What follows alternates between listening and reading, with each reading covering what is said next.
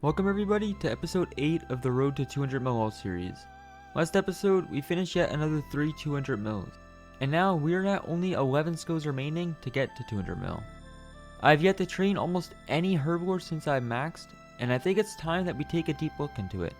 I have absolutely loved the bank heist relic and have zero regrets for not taking the clue compass the entire league until now. This is the first time that I actually wish I had the clue compass. You see, the clue compass can teleport you to the center of Barrows, negating the entire 1-minute run from the coffin to the center each kill. I knew of this before I chose the bank heist, I just didn't expect to have to kill any Barrows. However, my banked herbivore XP is looking tight, and this was recorded on day 15, and I should have realistically completed this 11 days ago when I maxed. So what does Barrows have to do with herbivore XP anyway? Currently, I have 4 herb patches.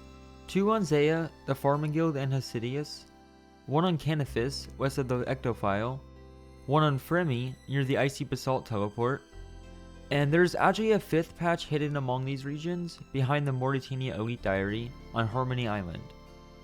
The Morytania Elite Diary requires a full Barrows set, but any set. I originally thought that I could skip out on this, but having an extra 20% herbs banked every hour is just too good. If I don't get this, I will end up getting 200 mil everything besides herbivore and just have to patiently wait for my herbs to grow. Since I need any set, the good news is that I am able to kill all Barrows brothers for a chance at all the pieces. This is a lot more likely to complete a set than just going for one Barrows brother. On average drop rate, I should be able to complete any set within 58 kills, which should be about 2 hours. The drop rate of getting any of the Barrow pieces is roughly 1 in 3, which right now it's not looking so hot since I have 0 pieces at 8 kill count. Verak Plate Skirt. Finally the first piece at 12 kill count. Next kill, yet another Verak Plate Skirt. There are 24 different Barrows pieces that I can get, and the first 2 that I get are the exact same one after 13 kills. This is not looking good so far. Ooh, 21st kill and a very deserved triple chest. All new clogs and 2 Carol pieces. This is a good sign.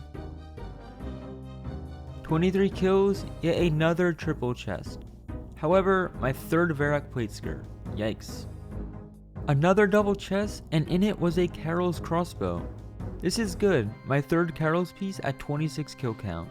I'm trying to be realistic here and still kill all Barrows brothers instead of just Carol for the last piece, because there is a very likely chance that I still manage to finish another set before Carol's. Uh-oh, another Carol's top. So close yet so far. Kill number 47, we got an Aram staff. It's a new piece and it puts me at 2 out of 4, so I'll take it. I'm also 2 out of 4 on Verax and Darox, however, Carol's is still the only thing that I am 3 out of 4 on. 1 kill later, 48, we got our 3rd Darok piece. Now we need 1 more Carol or Darok piece and we can get out of here. Verax Flail. Yet another set we are now 3 out of 4 on. This is getting so close. Oh, I'm done! Yes! 56 kills, almost exactly on drop rate. We finished our full Carol set. This was a bit under 2 hours of a grind, and I would consider it well worth it. I just have to finish looting 1 more chest while equipping the set for the diary step, and I can get out of here. I had to quickly burn a redwood pyre log, however, that is the Morytania Elite Diary complete. My herbivore XP is really not looking that hot, so even though mining is slower, I'm throwing the XP lamp on herb. This is huge now. I now have a whole 20% extra herbs being farmed every hour for the remaining of my 200 mil all grind. I wish I did this the day after I maxed, however, I still have a few weeks left, and the herbs will end up making a difference. Now, I promise, we can finally get back to skilling until I am 200 mil all. I showed us blasting the mines for 1.65 mil an hour in previous episodes, however, as luck would have it, gem mining is actually still our best in slot. Since all skilling nodes spawn 4 times faster, there has been a new route found at the gem mine, for League specifically. This route has 9 rocks, and you only lose 1 tick per lap. The normal gem mining route in the main game uses roughly 30 rocks, and because they are so far spread apart, you lose about 10 ticks per lap. So this is roughly 10% better than main game gem mining. Here is 40 million mining XP. I forgot to clip it, but we did manage to get the rock golem. Unfortunately, we got this pet last week and it was after 200 mil mining. And since you keep pets between leagues, well, this one doesn't really do anything. So what's a realistic rate we can actually hold here? Well, I'm nearing a 5-hour session and we are holding 1920k per hour. This includes a couple AFK breaks, however, it's still a pretty good long-term rate. You might be wondering why I'm keeping the Jades and Opals noted, and the reason is that because they are the most common gems, it is easier to click the banker's note to note a lot of them at once, versus dropping each singular one. The last league point task for mining, 50 mil complete. Being 25% complete with mining, I was ready to mix it up a bit and try a new skill. I wanted to finish banking 200 mil crafting with diamonds and try out swimming with it. The order of which I complete my 200 mils at this point does not really matter, as long as I'm training something efficiently, we are chilling. I bought a bunch of chaos runes a while back due to the reasoning that you can buy packs, which is 3,500 chaos runes per click, whereas death runes you can only buy 50 per click. However, I later calculated that even with this knowledge, it is still faster to buy and sell death runes for Tackle, even if you already bought the chaos runes. So I'm going to buy a bunch of death runes, sell them for Tackle, and buy my uncut diamonds for 200 mil crafting.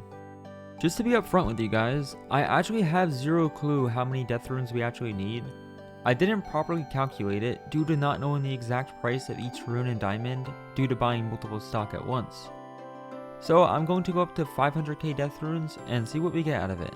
Just in case you are not aware, the death runes can be sold for Tackle in Tazar City. It is very important to remember to equip Karanja gloves as you get more Tackle per rune, and when you do this, crafting becomes extremely easy to finish banking, especially as a golden god. 11 million Tackle from that. This is going to take ages to spend. And look, I was 8,000 short of 12 million. Whoops. Time to spend away. This is honestly a bigger time save than you would think. Everyone hypes up Golden God for the infinite GP because it's so cool to be rich on a temporary game mode. However, this actually saves a lot of time when buying skilling supplies. The only reason I am able to buy these diamonds noted is because I have Golden God. Without Golden God, I'd be stuck buying 25 at a time, noting them with my banker's note, and repeating. For crafting alone, this likely saves hours of banking diamonds, because even being able to buy noted and never having to worry about closing my shop or moving my cursor, this is still a 2-hour process of buying and selling stuff for 200 mil. That 500,000 death runes landed us 44,000 uncut diamonds. I have done this in a previous session, knowing that I didn't want to spam click for 2 hours straight, and I now have 100,000 diamonds banked. We are officially ready to swim. With Banker's Note, I can permanently craft while moving between clams for agility, making it essentially 0 time. Of course, the actual looting of clams part of this method is where we get our agility XP from. The agility XP per hour is the part that we care about, and we like to see the crafting part as just passive. A little over an hour into the session, and we are already at 50 mil crafting XP. Now that I'm more used to this method, I've learned that doing farming contracts during it is quite good. For example, right here it's legit faster and more efficient for me to either drown or run back in with full oxygen. So it's a great time for a farming contract. Not to mention, afterwards, the banker's briefcase teleports me right back to the island to start diving again. When the clam is too far away or overall just not worth going to, we could just skill in this bubble right here. From what I've seen, this seems to be the best bubble in terms of reaching a lot of different areas, especially with the shortcut. I was streaming some swimming and a lot of people seem to also need to swim for agility levels. Look at us, we're like ants going towards a crumb.